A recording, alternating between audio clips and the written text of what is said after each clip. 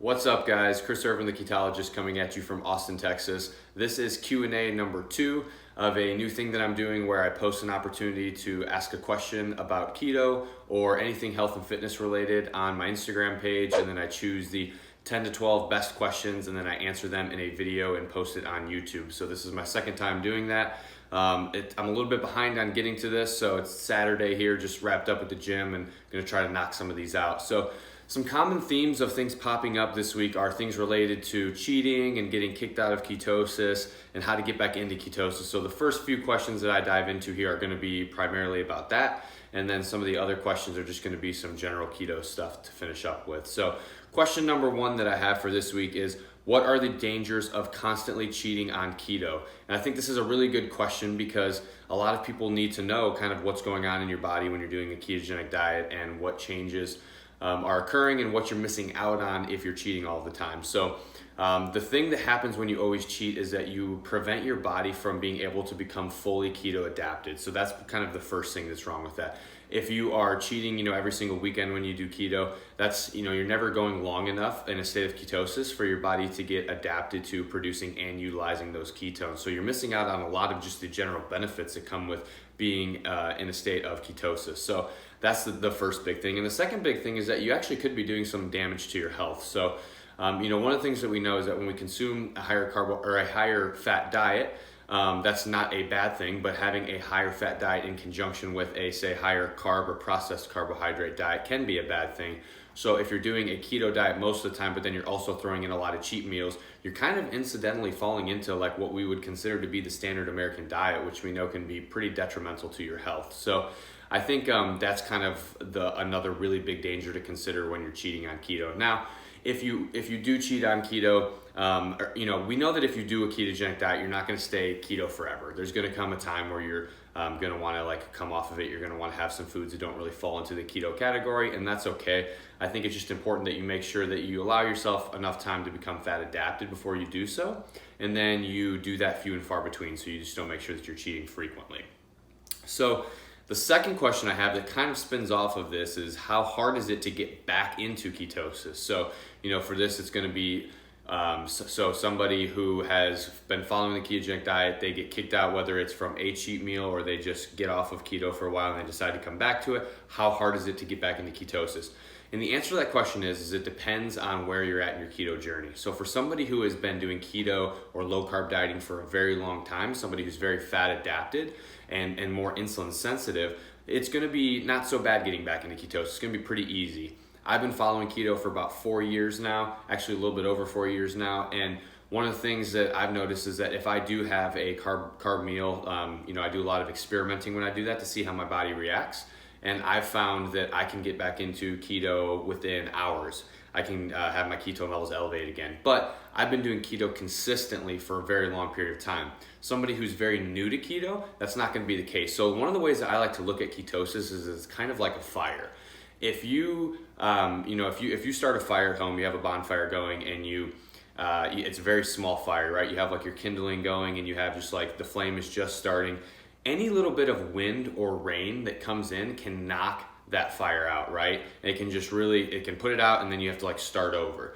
But as the fire continues to grow, as you keep building it, it grows and grows and grows, it becomes a little bit more resilient, and it can handle a little bit more wind, a little bit more rain. And that's kind of like how ketosis is. When you first start keto, that ketosis fire is burning very low. You are very susceptible to being kicked out and basically having to start back at ground zero. Whereas as you continue to follow the diet, that ketosis fire is becoming bigger, it's more resilient, and it can handle those things more. So when it comes to how hard is it to get back into ketosis, it just depends.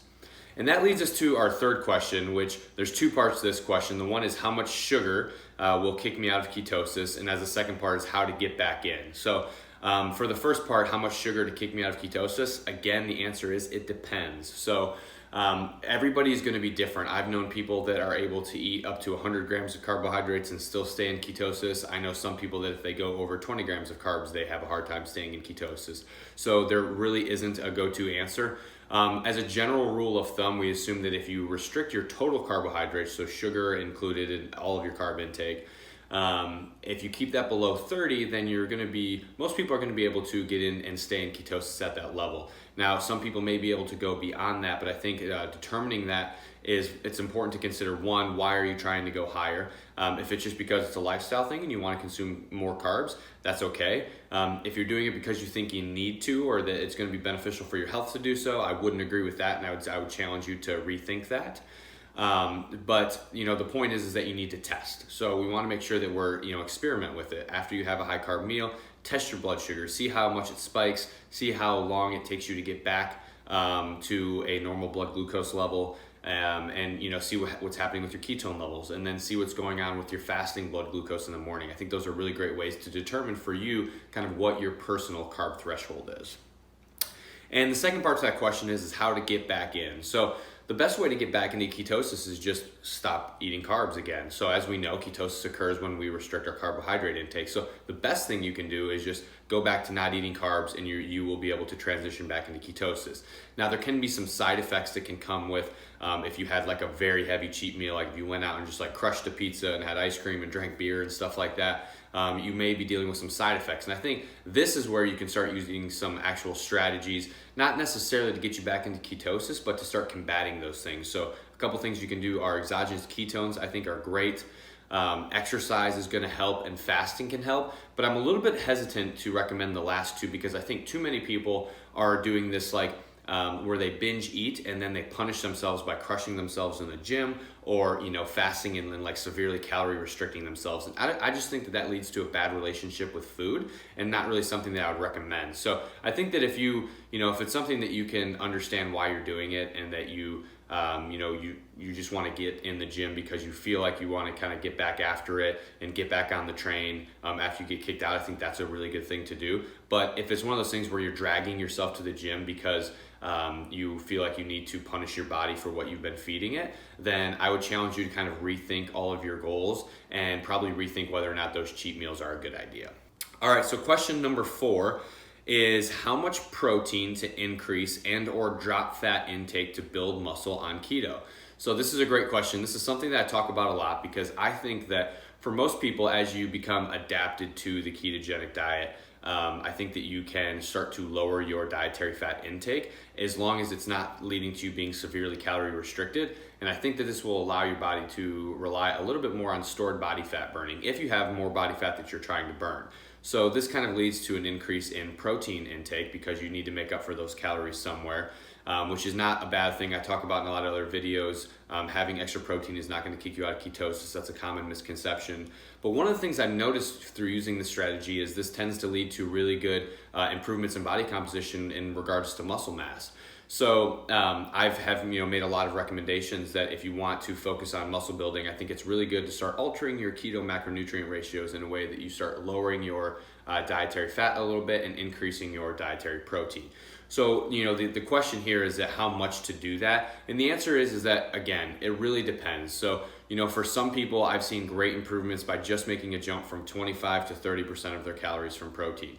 Some people can benefit from going all the way up to 50% of their calories from protein, which we would probably consider to be a little bit more of a modified Atkins diet rather than a ketogenic diet, but still very similar and something that can be beneficial. So I would challenge you to experiment with it. I think most importantly is you need to get your calories right. So if you're trying to build muscle, you want to make sure that you have enough calories coming in that's going to allow you to do that. Now, there is research that shows that you can actually build muscle in a calorie deficit, but if your primary goal is muscle building, then having adequate calories is going to be important. So the problem with lowering fat too much when you try to change these macronutrient ratios is that fat contains over twice as much calories as protein and carbohydrates do. So when you start cutting fat out, you start severely restricting your calories. So I think a better way to look at this is that I would, figure out how many calories you think that you need to gain muscle. And you can use some macronutrient calculators out there that will help you with this. Perfectketo.com has a really good macronutrient calculator that actually does skew towards higher protein. But I think you can figure out these calories that you want to be at. And then I think you can try to, go between 35 to 40% of your calories from protein, and then fill in the rest with fat. And I think that'll be a really good starting point. And then just do assessments. So if you find that that's not working, you're not getting muscle after a few weeks, don't just do it for 1 week and think that's going to be enough. But if after a few weeks you're not gaining muscle, then you can start increasing that a little bit more. And then you may also want to look at your training to make sure that you're providing the right kind of stimulus to gain muscle as well. All right, so the next question is it dangerous to take exogenous ketones on a high carb diet? And I think this is a really great question because exogenous ketones can be beneficial for people who aren't necessarily keto in some regards. So I think that the best use of exogenous ketones is in conjunction with a ketogenic diet. And the reason why that is because when you're on a ketogenic diet, your body is accustomed to metabolizing ketones. So that means when you're drinking those ketones, I think you're going to be able to better utilize them compared to somebody who's not in ketosis. I think that if you're asking this question because you think that taking exogenous ketones while on a high carb diet means that you can still get in ketosis and reap the benefits, it doesn't work like that. So when you ask whether or not it's dangerous, I'll get into that in a second, but is it beneficial? Probably not in most cases. I really don't think you're going to be doing a whole lot extra for your body by just eating a very high carb diet and using exogenous ketones, unless you're trying to maybe use the exogenous ketones during like exercise, if you're like an athlete that has decided to stay high carb, which you don't have to. But if you have decided to do that, there could be some benefit to the exogenous ketones. But I think in general, I don't think that it's the best approach to combine it with a high carb diet. Do I think that it's dangerous? No, I don't think that it's dangerous, but unless you have, like if you're suffering from things like diabetic ketoacidosis, or maybe you're pre-diabetic and you're taking insulin, then there could definitely be some concern there and you'd want to refer to a physician before making that start to taking that. But outside of that, I really don't think that it's dangerous. I think it's just not as beneficial. So the next question is, why does my urine test not show that I'm in ketosis? I've been keto for 4 months. And the reason why this is because you are in keto, and that's why it's not showing that, most likely. So, of course, if your diet's out of check, if you are tracking your carbohydrates and your carb intake's too high, and you haven't been on point with your diet, and you haven't truly been staying keto, then that would be the reason why you're not seeing that. But if you have been staying true to keto, what's happening here is that the ketone that you're measuring in your urine is more of a waste product. And when you first start keto, you have a higher amount of that being produced because your body's not great at utilizing ketones yet, and it produces a lot of excess ketones, and it's a little bit more wasteful. But as we become more efficient at keto, we become more fat adapted, we're going to be excreting a lot less through our urine. So the better measure here is going to be using a blood test, or some breath tests can be okay to use as well. I've been doing some experimenting with the Keto device, and I've always been a big fan of the Keto Mojo device. So those are two ones to check out that I think that would be much better markers for whether or not you're in ketosis, but I wouldn't rely on urine. I think that urine strips are really great measures for people who are new to keto, because if you're displaying ketones in your urine when you first start, that's going to be a really good inclination that you're on the right track with your diet. So that's going to be a really good way to just kind of do a self-assessment. But as we become more keto adapted, the better way to measure this is going to be through your blood ketones and maybe breath ketones. All right, the next question is, I expected high cholesterol, but not sure if low fasting insulin is normal for keto. And kind of a lot to unpack there. So it's actually surprised, because I would have expected a lot opposite out of people. So this person asked this question actually seems like they have a pretty good understanding that like some of your cholesterol markers may go up when you consume a ketogenic diet, but that's not necessarily a bad thing. It's not a bad thing if you're doing a ketogenic diet. But they were unsure about the low fasting insulin and asking, is that normal for keto? And the answer is yes, it's completely normal for keto. And the reason why is if we're not consuming a lot of carbohydrates, our body doesn't need to have as much insulin, and we're more insulin sensitive. So we're clearing the insulin out that we do have to produce at some point in our diet. So as opposed to somebody who is on a higher carb diet, they're going to have a higher fasting insulin and probably going to have insulin floating around in their blood for much longer. So the answer to that is that it is completely normal for your fasting insulin to be low, and in fact, we would expect that to be the case. Next question I have is about carnivore, which I love, and the question is how to mix carnivore with keto, how to get high fat. So this question is, there are a couple things that I want to kind of touch on here, and the first one is, why is this question being asked? Is this question being asked because you think that you need to get high fat in your diet? I think that too many people, when they're doing keto, or low carb dieting, because we talk about it being a high fat diet, we assume that it has to be ridiculously high in fat. And I don't think that's the case. I think that a lot of times people are probably overdoing it with doing a lot of extra added fat to their diets. I think that even on a keto diet, I think that you can get most of the fat that you need just through eating really fatty cuts of meat. So, fatty red meat, fatty fish, and I think those are two, maybe a little bit of pork if you're into that. So you can get plenty of fat that you need from that. Now, if you're asking this question because you're worried about calories, like you're eating like maybe leaner meats, or you're only eating meat and you're having a hard time getting enough calories in, that's just a challenge that can come with carnivore dieting. When you're cutting out a lot of foods and you're basically focusing on one food. And I'm an advocate for carnivore, by the way. I really like carnivore. But one of the things that can happen with carnivore is it is very easy to calorie restrict if you don't focus on it. So you can inevitably eat really low calorie if you're just having like a steak. Even if you eat 3 times a day and you just have a steak, depending on the size of it, it can be really low calorie. So I don't think that the focus should be on necessarily how to get high fat. I mean, there are things you can do. Of course, you can add like beef tallow.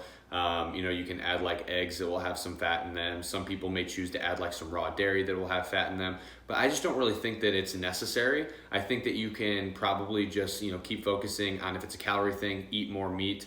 That's going to be just good enough. I just don't think that we need to be super focused on this high fat component to the diet. All right, the next question is, keto is causing light sleep, headache, confusion, even with carb cycling. So not really positioned as a question, but I'm going to kind of turn it into a question. So the first thing I would say is that all 3 of those symptoms, light sleep, headache, and confusion, are really big indicators of electrolyte deficiency. So when we start a ketogenic diet, I talk about this a lot, we lower our blood glucose because we're not eating carbs. That causes our insulin levels to lower. This is good, but it does cause our bodies to release more water and dump more electrolytes. So we are more prone to dehydration and electrolyte deficiency when we're not consuming carbohydrates. But that's not necessarily a bad thing. It just means that it's something that you have to focus on. It's not dangerous. We just need to be focusing on hydrating and replenishing electrolytes. So sleep, one of the big reasons why people have bad sleep on a keto diet is because they are magnesium deficient. So you can try adding magnesium in to improve your sleep. Headache and confusion, almost always a result of sodium deficiency. So you're just not salting your foods enough or adding enough electrolytes into your diet. So that would be a great way to combat that. But so that's kind of tells you that like there are ways to treat those things and you can combat those. But one thing that I would challenge here is the last part of this question says even with carb cycling. And that tells me, and I need to ask more questions here, but that does tell me that maybe this person hasn't fully committed to keto long enough to allow for keto adaptation to occur. If you gave up maybe too soon, like you started experiencing these symptoms and you were like, I know what'll fix it, I'll start incorporating carbohydrates, because some people say that works. That's not necessary. You just need to make sure that you're combating your keto flu symptoms and give yourself time to adapt to producing and utilizing those ketones. And I think a lot of those things will go away.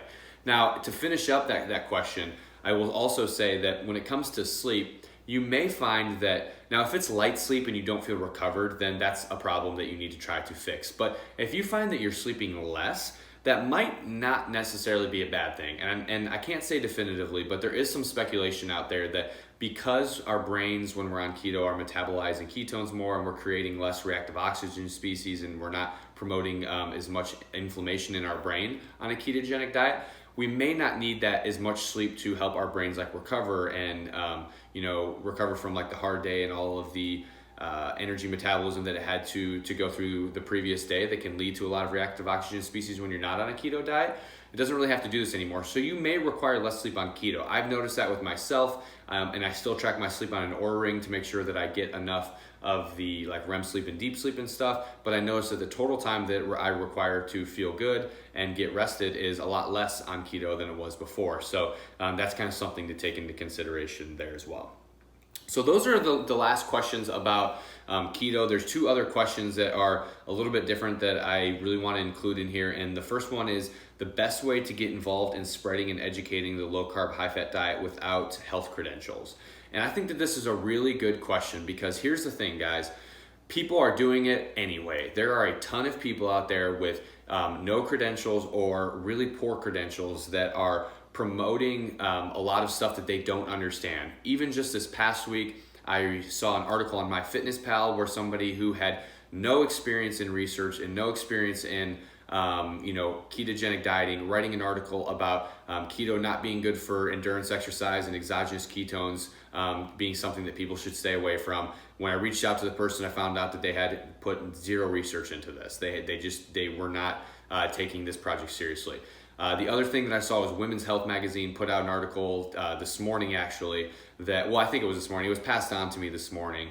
That was all up in their arms about keto and keto can be harmful to your heart health and things like that, despite the fact that Women's Health always promotes keto. They're just trying to make articles that are clickbaity. So the thing I would say is that you can educate and you can spread the word without having to have credentials, but if you're going to do so, I think it's your responsibility to make sure that you're putting in the time to do the research. I don't think that I think people are doing everyone a big disservice when we just see an article headline that says something and we share it on social media, but we don't read it, we don't look into it, and then we don't even look into the studies that people are using. So when you see these clickbaity articles that are out there and you look at the studies, like the one from MyFitnessPal, the girl used a 4-day study to show that keto diet was bad for endurance performance. 4 days.